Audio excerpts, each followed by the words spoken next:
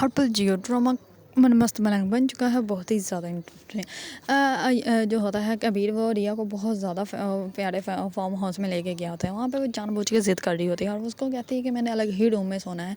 इस पर जो होता है कबीर वो उसको कहता है कि क्या तुम बच्चों वाली ज़िद लगा के बैठी हुई है। इस बार जो होती है रिया वो कहती है कि अगर मैं बच्चों वाली ज़िद करनी है तो तुम मेरी ज़िद पूरी कर दो। वैसे भी तुमने कहा था मैं जो कहूँगी वो तुम करोगे, तो तुम मेरी ये ज़िद पूरी करो।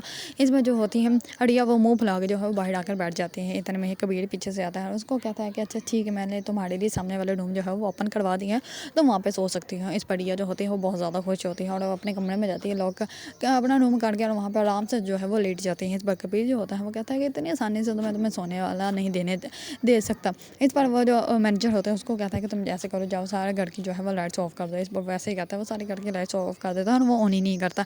इस पर रिया जो होती है वो वेट करती है लाइट ऑन हो जाए, लेकिन वो बाद में डर जाती है। उसको ऐसे लगता है कि जैसे अंधेरा को जो है उसको खा जाएगा। इस पर वो वहाँ से उठती है और आकर कबीर का दरवाज़ा जो है वो नॉक करने लग पड़ती है। जैसे कबीर जो होता है वो उसकी आवाज़ सुनता था, कबीर बहुत ज़्यादा खुश हो जाता है और कबीर जो है दरवाज़ा खोलता है, उसको कहता है कि क्या हुआ। इस पर वो कहती है कि वहाँ पे अंधेरा है, मुझे डर लग रहा है, मैं वहाँ पे अकेले नहीं सो सकती। इस पर कबीर जो होता है वो कहता है कि तुम यहाँ पे सो जाओ, मैंने कौन सा तुम्हें मना किया है, तुम यहाँ पे सोइए, तुम्हारा ही तो बेड है।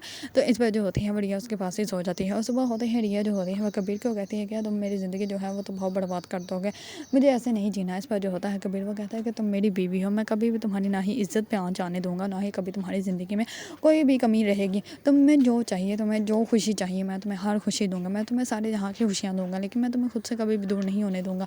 मैं तुम्हारे बिना एक पल भी नहीं जी सकता, मैं तुमसे बहुत ज़्यादा मोहब्बत करता हूँ।